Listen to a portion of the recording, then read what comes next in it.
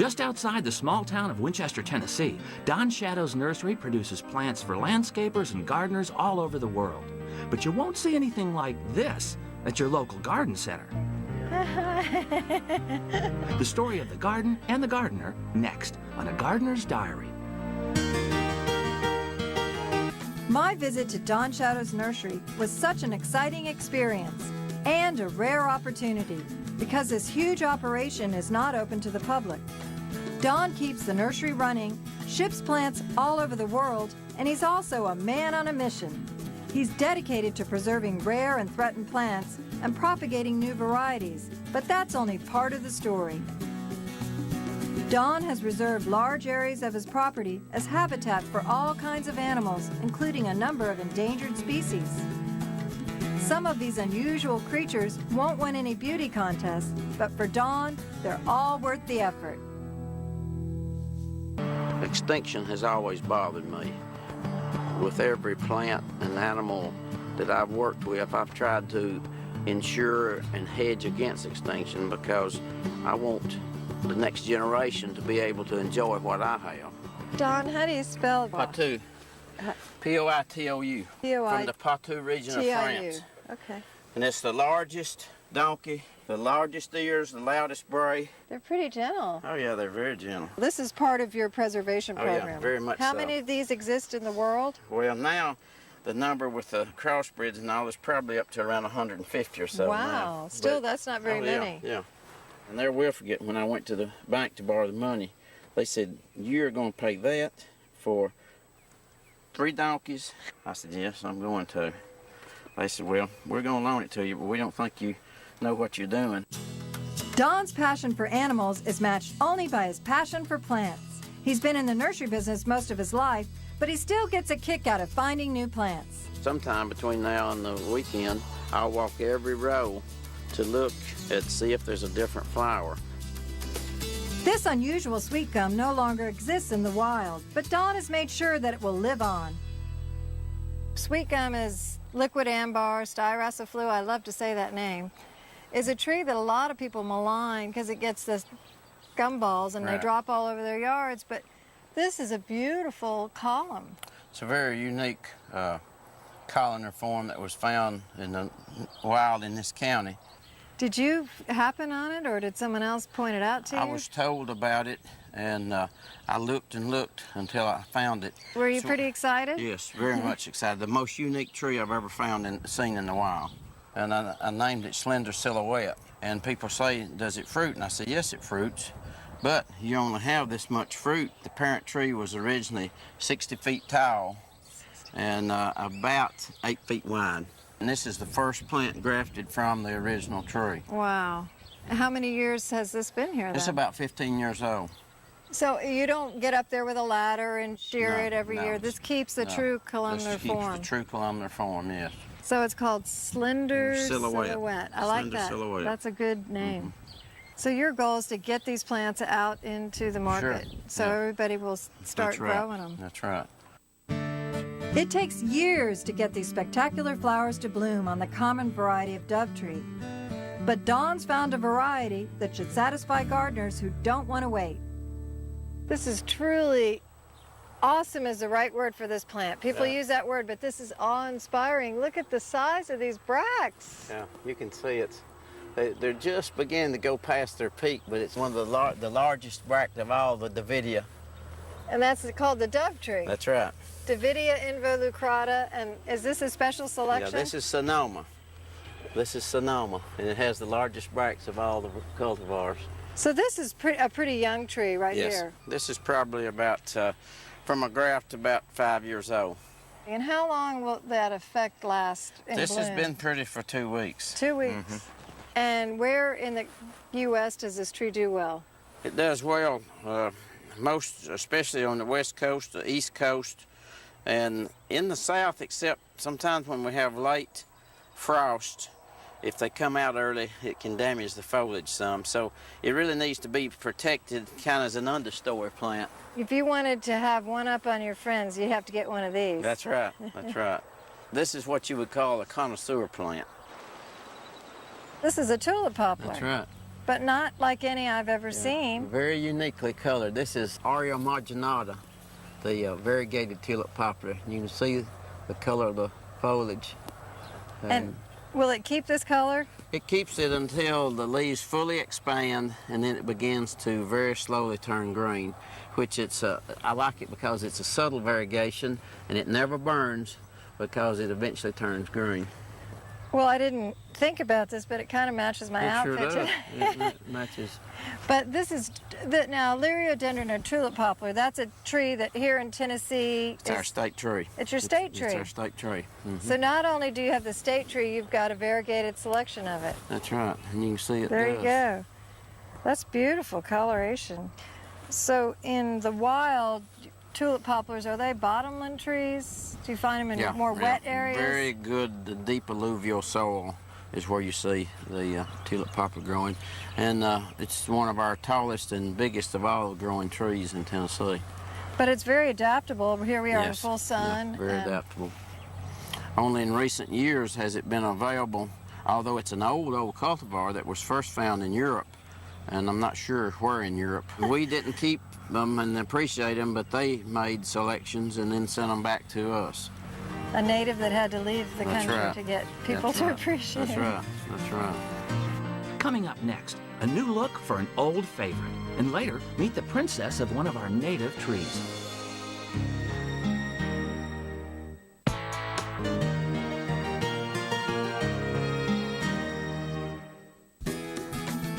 When I walked down the rows of native dogwood in Don Shadow's nursery, I remembered that Don is also a native. His family has worked on this land outside Winchester, Tennessee for generations. My dad was in the nursery business, and my grandfather was in the nursery business. My grandfather's nursery was Joe Shadow Nursery Company. They had a picture album of all the different fruit trees, and they would leave here in the horse and buggy in the spring of the year, and they'd work their way to New Orleans. Then they'd sell the horse and buggy because it was worth 5 to 6 times more than a buggy here, and they'd catch a train back to Winchester. Don is adding his chapter to the Shadow family history. He's keeping watch over a rare old-growth forest that has seen the horse and buggy days come and go. So you've got a lot of mature trees, oaks and things that have never been cut in this woodland. Oak and hickory predominantly. This is some tree, Don. Yeah, this is a Quercus velutina, the black oak. How big around do you think this is? It takes about 3 people to reach around it. The state forester estimated it was 400 years old. I don't think it's 400. I think it's more like maybe 250. But to really determine the exact age, we'd have to core drill it to count the rings. And I wonder how tall it is. It's just amazing. How tall? I'm so bad at I would say estimating. in the neighborhood of 180 feet. So it's a native black oak. It's just been here for a long time. Oh, yeah. So it's the largest one I know of anywhere in this county or this area. I guess you'd have to go to the Smoky Mountains to see anything comparable to it. We've got 8 or 9 different farms, and they're spread out over about a 10-mile area. A third of it's devoted to the production of nursery stock, about a third to the animals, and a third in a rotation to keep the soil fertility. This looks a lot like what I know as sweet shrub or Acanthus floridas, a native, but it's different. The flowers are huge. It's called Acanthus ralstonii Hartledge wine. It's a relatively new cross between Sinocalacanthus sinensis and Acanthus floridas, which is native. Can you say that 3 times? No. I can't imagine you've pruned this much. No, it's never been pruned. When it first comes out, the buds are very, very dark. Mm-hmm. And then as it advances, the flowers fade. So it's going to be, in my opinion, best grown with some overhead shade so that you can maintain the color of the unfolding flowers, you see. It's almost like a tricolor effect. That's right. You get 3 different colors on the same. That's right. It's such an exotic looking plant to think that it's hardy here in Tennessee. And It's perfectly hardy, and it's not readily available at all. It's just now beginning to be propagated and made available. So that excites you, Don, to Oh, get yeah. plants Yeah. available to the nursery Yeah. industry. The harder the plant to propagate and make available is right down my line. The more you like it, That's right. That's right. the harder it is. The better harder you it like is to do. You've got the native Acanthus in your hand here, and you can see, or strawberry shrub. It's got all these different Right. names for those really fragrant. Oh, it does. That one smells like a strawberry. Yes, it does. Doesn't it? Yes, very much so. But this plant has been crossed with another plant to get this plant. That's right. That's right. And this is a special selection of Acanthus floridus. You see how shiny the foliage is, and has extremely good fragrance. And this is named Michael Lindsay. It's also very difficult to propagate. Well, so that means you like it. Well, we've been mildly successful. So this is what happens when plants are bred, and you get, I mean, obviously bigger flowers Oh yeah, with you this can one. see much bigger flowers in comparison by using the Acanthus sinensis. But I still like this one too. Yeah, it's very I think nice. you got to have room for both of these Oh yeah, shrubs. yeah. Coming up next, a sneak preview of coming attractions for the smaller garden. Stay with us. Get a taste of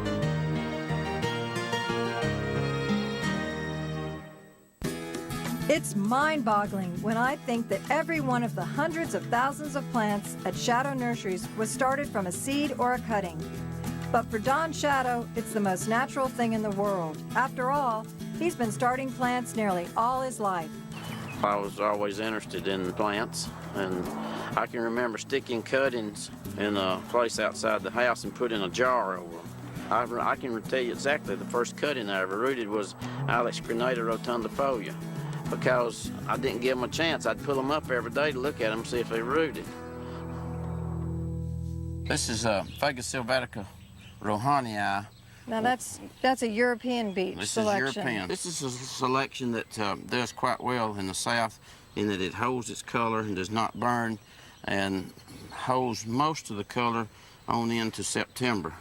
And you can see the edges of the leaves are undulated. They're wavy, bit. because you don't Yes. think of a beech tree as That's having right. wavy leaves. Yeah, this but is an exception of one that does have.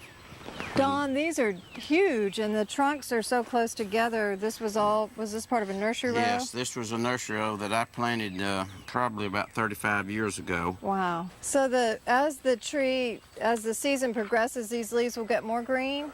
Or do they keep this They red? hold their color until about September, when they lighten up a little bit. But basically they hold, and they'll get a little darker than this. This form is so dense, and Yeah. it's sort of almost globose, or what? This is a very unique beech here that we're going to start propagating. This is the green form. Just a straight green is beautiful. Yeah, it on is. this Very tree. nice.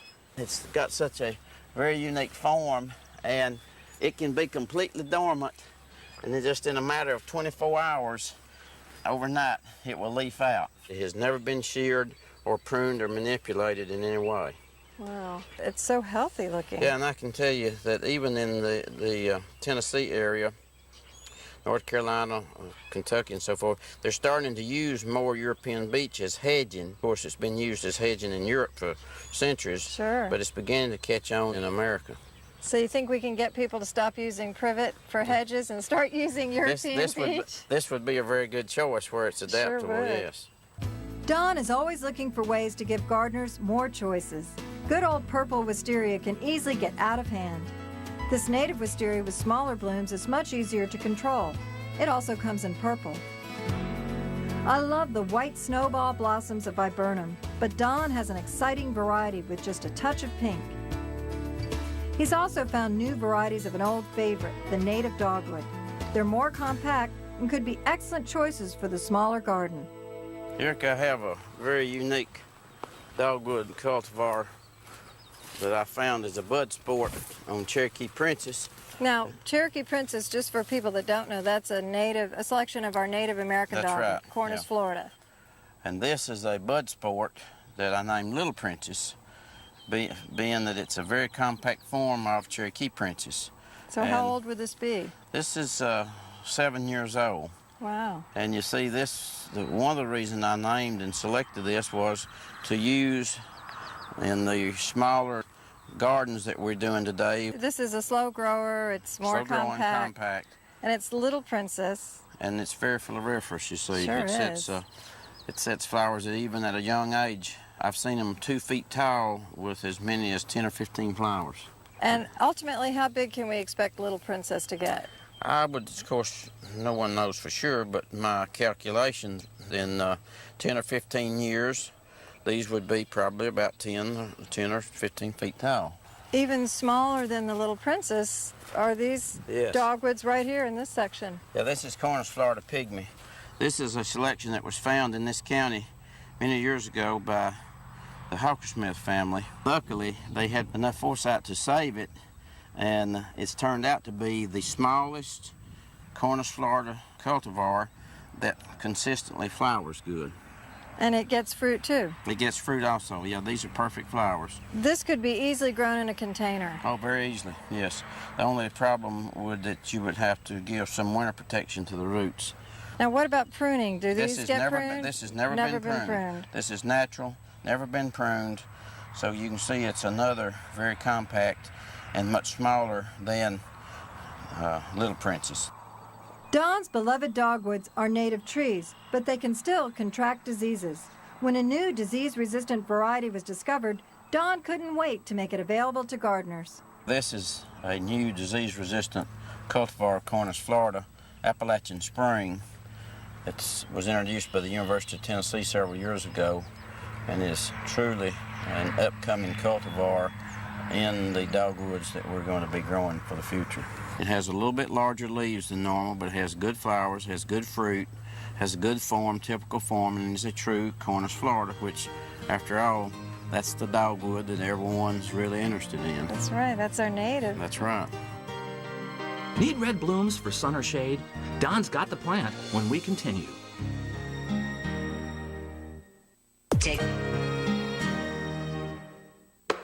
When I think of Tennessee, camels aren't the first thing that pop into my head. Not only does Don have lots of camels, he has 2 kinds, the Bactrian camel with 2 humps and the dromedary with 1. So how many different types of animals do you have? Over 60. Wow. Yeah. And that doesn't include domestic cats? No, or peacocks or guineas or things like that. People ask me which I'm more interested in, plants or animals. Right. And I tell them what day. If I'm grafting Japanese maple, I'm more interested in that. If I have a camel or a tapir being born, I'm more interested in that. So it depends on what day as to which I'm more interested in. Sort of like, what's your favorite plant? That's right. What's blooming? Which day? That's right.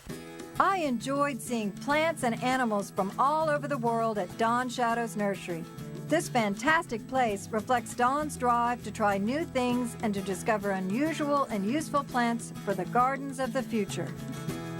There's been a trend to go back to native plants, and nobody likes native plants more than I do, but we've got to remember that there's plants from other areas of the world that are nice gardening plants. So as far as I'm concerned, it makes no difference as long as it's a good plant where it's from.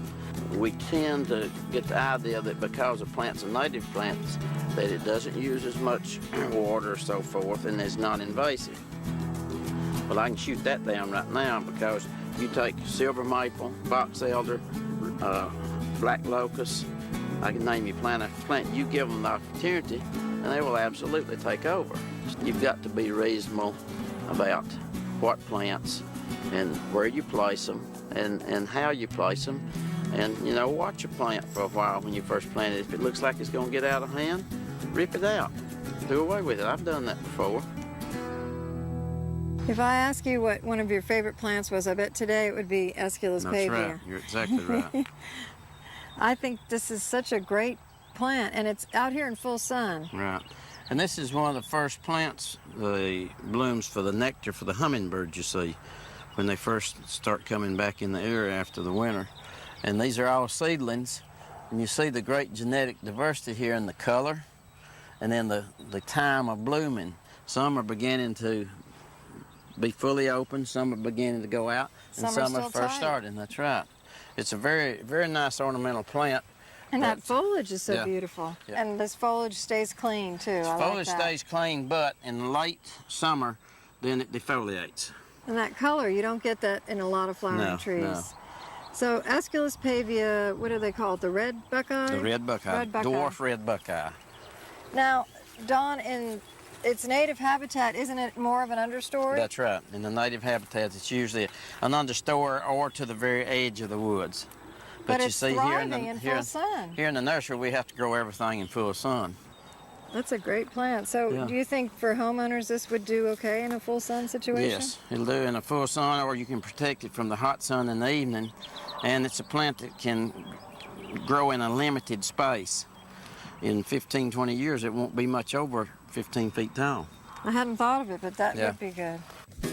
I like to see my plants show up in garden centers and landscape, so that other people can enjoy these really unique plants. My dream is to start a botanical and zoological park in this area. And plants would be as important to me as the animals. Hopefully my daughter will carry on and 2 grandchildren. I've spent a lot of time and a lot of effort to build